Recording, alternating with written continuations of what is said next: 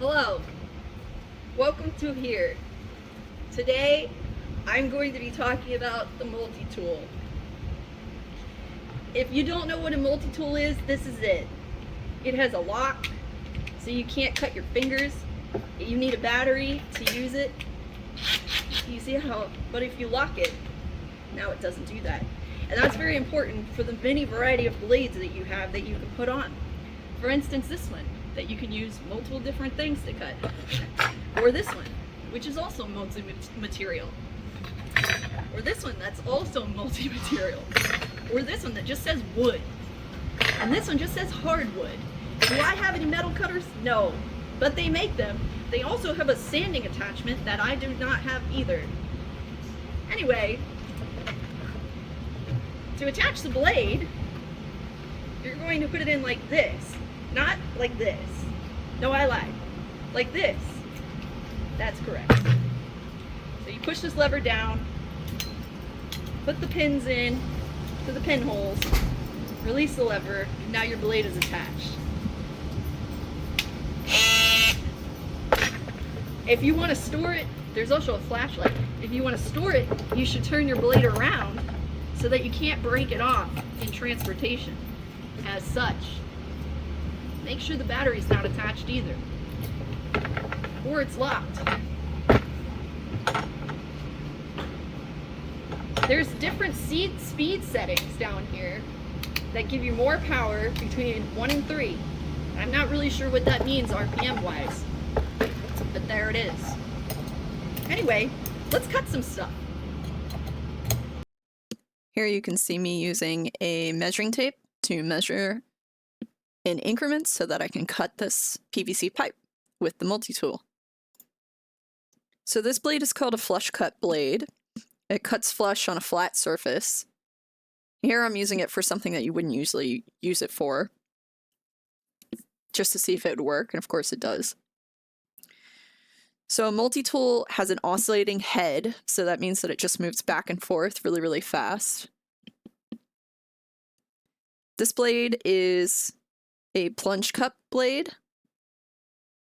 Here I'm cutting EVA foam, and as you can see, it goes through it really easily.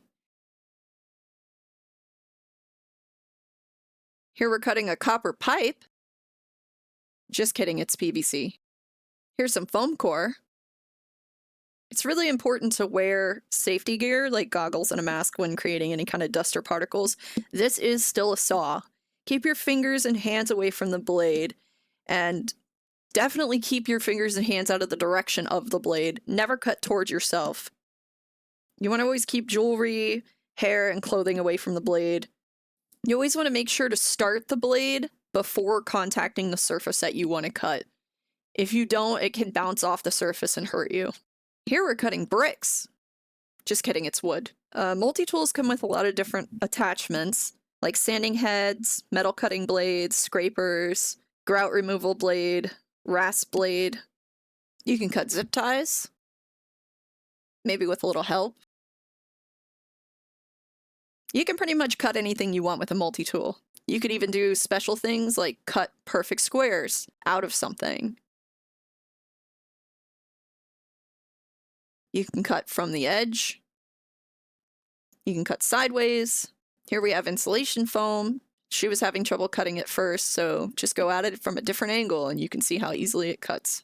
A multi-tool is really an interesting tool because you can get the thin blades into very strange and awkward spaces that other tools just can't get to. You can even cut metal. Even though I don't have any metal blades, this wood blade worked just fine. I did have a little trouble with this screw. You can carve a pumpkin.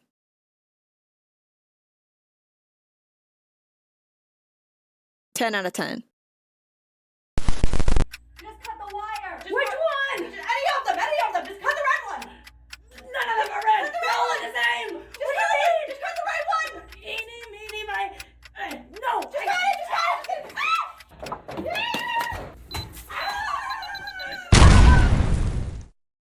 You can also cut straight through Paris if you want to.